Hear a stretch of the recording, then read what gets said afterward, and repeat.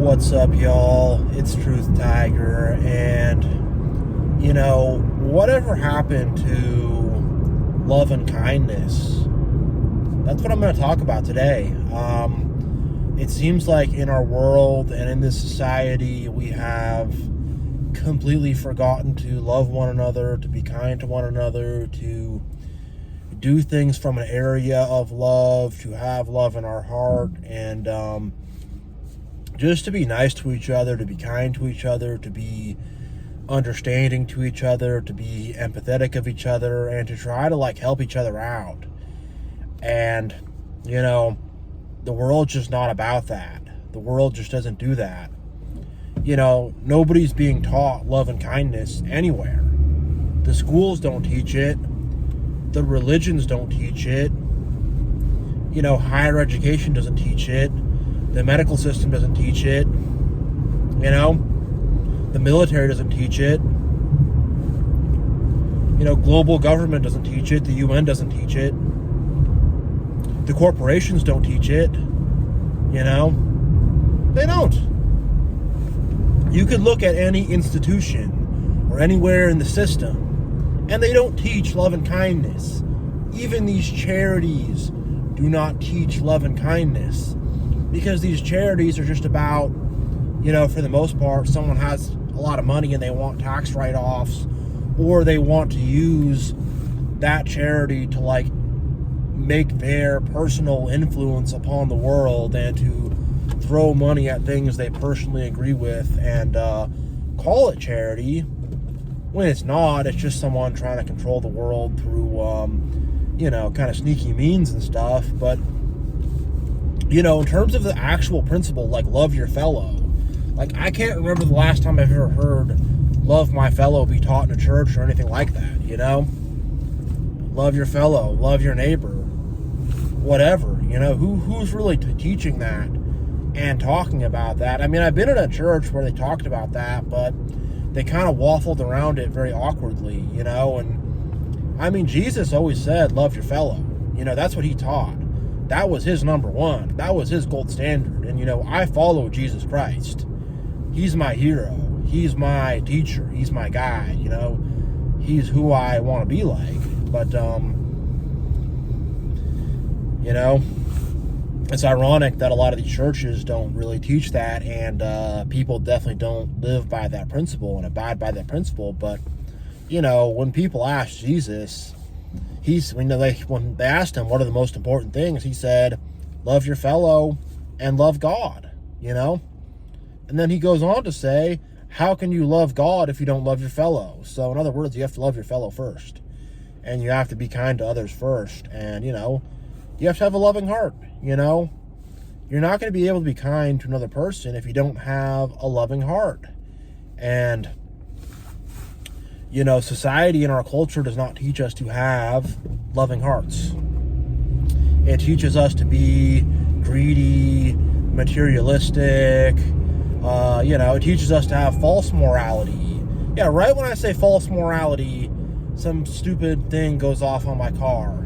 Right when I say that. But it teaches us false morality and fake morals, and morals that come down to following the laws of government, that come down to following religious edicts, and that come down to all this kind of, I don't know what to call it, social justice, activism, whatever, all this kind of stuff. And that's quote unquote moral, when I mean the morality of that stuff is very questionable, and there's an agenda behind it, and it's like halfway morality. It's like pseudo-morality, it's just like these halfway morals.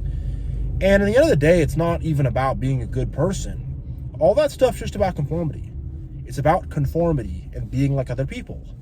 And it's also about people want to project this image of, oh, I'm this good, nice person. Oh, such a nice guy. Oh, she's such a nice lady. Oh, they want to project that. They want to project that fake crap. But underneath, these people's hearts are evil. Their hearts are toxic. Their hearts contain poison and toxicity. you know? And it comes out, you know, and they want to put on this big fake facade like they're this big nice person, and they're not. When it really comes down to it, they're very petty. They want to stab people in the back, you know. They just want to have this image. But when it really comes down to it, these people ain't nice people. These people ain't kind people, you know? They're not. And, you know, just getting back to what I said earlier, like, that teaching, I would say love your fellow is the most important teaching in all of the Bible. You know, I would really say that. And people don't teach it. People don't care about it. People don't talk about it. People are like, whatever, you know? And it's honestly funny because in the Bible, I mean, that's what the parable of the Great Samaritan, of the Good Samaritan is all about. That's literally the premise of it, is people don't want to love their fellow, and Jesus is confounding them, because what happened then was Jesus is teaching people back then to love their fellow. And one of the scribes or the Pharisees or somebody like that comes up to him and, you know, is just trying to like be all whatever, and he goes, well, who is my fellow, or who is my neighbor, you know? He says something like that, and then Jesus tells him the parable of the Good Samaritan. And the thing about the Good Samaritan is, back in the day, in ancient Israel, 2,000 years ago, you had Judea and Samaria, and like Judea was seen as more like the better thing, and like Samaria was more like the hood, or, you know, or like they weren't like as good of Jews or something, you know. It's kind of something like that. Like they were kind of more like in that second tier, you know. And essentially what happens there is, in that story, a man is walking by the road, is traveling, he gets robbed, he gets his stuff stolen, he gets beaten up, thrown in a ditch, and, you know, a Levite, who would be like, you know, a high-class person in society, walks past him. A Kohen or a priest, another high-class person in society, and walks on the other side of the street. And the thing about the Kohen and the Levite, they are people with special religious kind of things they do. They are like these religious kind of people, you know, but they have no morals.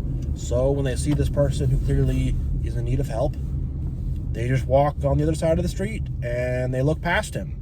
And then a, you know, Samaritan, you know, comes by and says, like, and you could think of this, a Samaritan is a redneck, a Samaritan is some dude from the hood, a Samaritan is some guy from the barrio, whatever, you know, you could think of that. But a Samaritan is just kind of this regular working class, whatever kind of guy you want to think of him. And then the Samaritan says, all right, let me help you out. And the Samaritan, you know, bandages him up, sends him to the inn, gives him some food, makes sure he's well and good, and gives him a couple bucks to make sure that he can, you know, have money to travel home and do what he's got to do. And, you know, and then, you know, Jesus says at the end, so who was his fellow? Who was his neighbor? The Good Samaritan, you know? And he's calling them out because, you know, these people would have either been Levites or Kohens themselves, or at the very least, they would have held that in very high esteem and given very high respect to that, you know? So he's showing them that, hey, these people that you esteem carnally, these people who you esteem with carnality, are nobody. They're not anybody in the kingdom of heaven. Why? Because they don't love their fellow, you know? And I would tell anybody who's starting the spiritual path, the spiritual journey, and they would say, what should I do, Truth Tiger? Should I pray? Should I fast? Should I do Jesus? Should I do the Bible? Should I meditate? Should I whatever? Should I do this? Should I look for synchronicities? You know, should I whatever? What should I do? I would say, start loving your fellow. Start being kind to others. That's where you start. And I say that to myself too, you know. I'm not a perfect person. I can have bad days, you know. I'm not always nice to everybody, but I try to be. I try to be kind as best I can. And, like, look, don't be a doormat, you know. You don't have to, like, be this big, big nice guy, whatever. I need to do that. But, you know, I really try to, like, actually care about people and look out for them and make sure they're doing well in life, you know.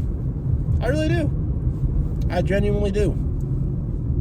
And, But yeah, like that's where you start.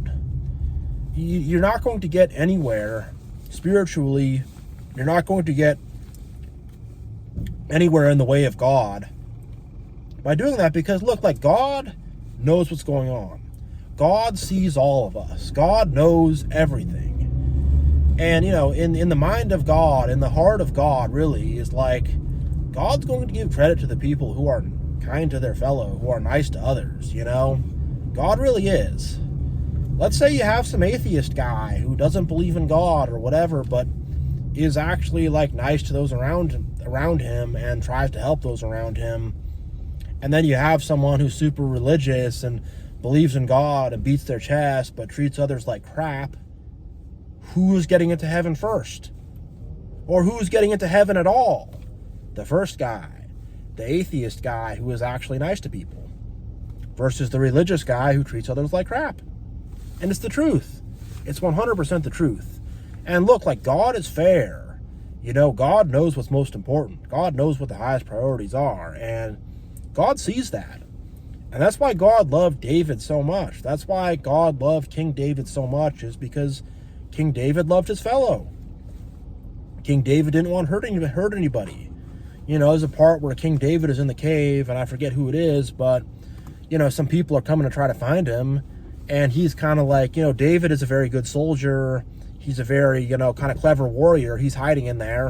And he cuts a corner of the guy's tunic off just to show him, like, hey, I could have got you. But look, I'm not trying to hurt anybody. I don't want to shed any blood. And same with Abraham. Abraham loved his fellow. He didn't want to hurt anybody, He wanted to make sure everybody was doing all right. He didn't want, Sodom and Gomorrah to be destroyed. And, God sees that, and that's what's going to get you credited. And, you can't be a good person and treat other people badly.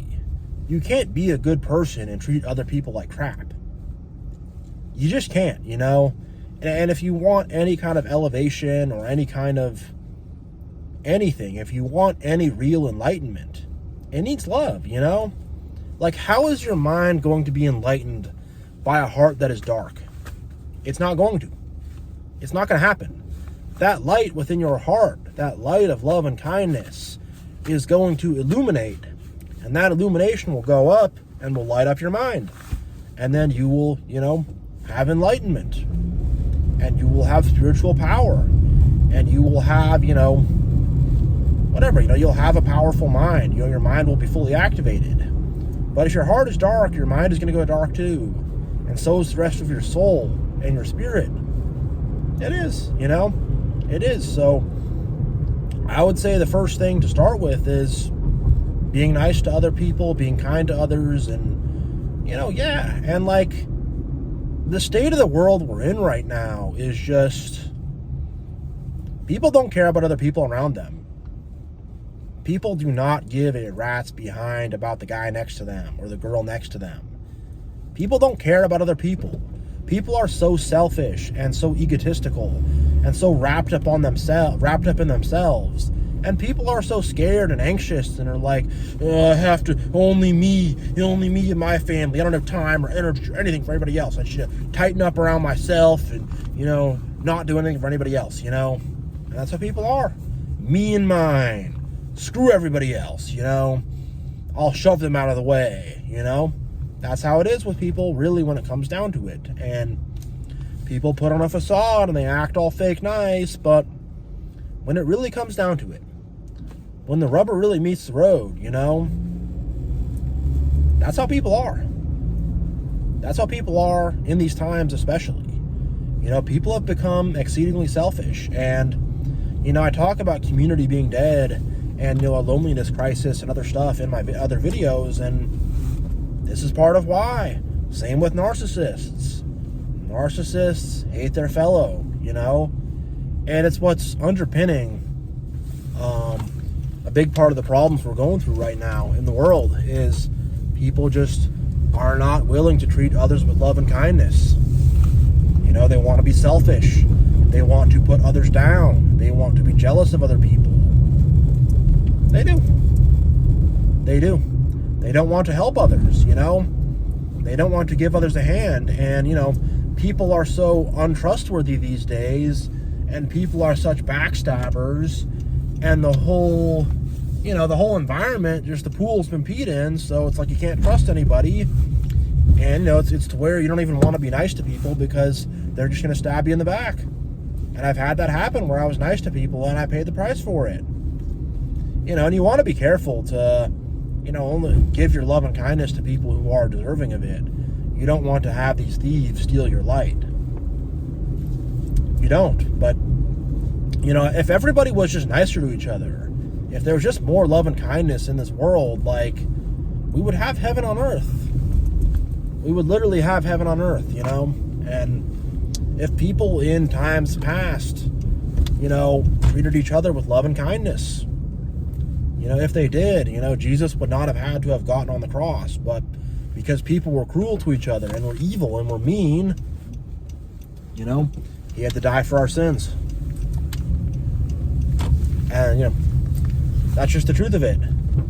That's just the truth of it. And, I think John the disciple talks about that a lot, where he talks about love a lot and, being loving toward each other. I know St. Paul says love is patient. He says some other stuff too, but, people have lost touch with love, and most people it's like your heart is like an engine. Your heart is like an engine, and most people are fueling their engine with hatred. They are putting hatred as emotional fuel into their heart, and they're using that hatred to motivate them. Whereas you should be putting love into your heart, putting the emotions of love and kindness, and using that as a way to motivate and as a way to, move forward, as something to get you out of bed in the morning. Good things and positive things should be getting us motivated and getting us going, but people are being get going by greed, anger, jealousy, revenge, whatever, or just apathy, You have that a lot too. And that, I would say, is a form of hatred, is apathy. You have a lot of people who just don't care. They don't care about themselves. They don't care about other people. They don't care about what happens with anything. They're just going to sit back, do the bare minimum, and just whatever.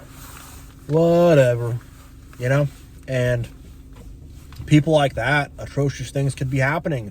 Horrible things could be happening. What are they going to do? They're going to sit on their butt and they're going to go, not my problem. That's what apathetic people love to say. Not my problem. That's their pantomime, They love that stuff. They do.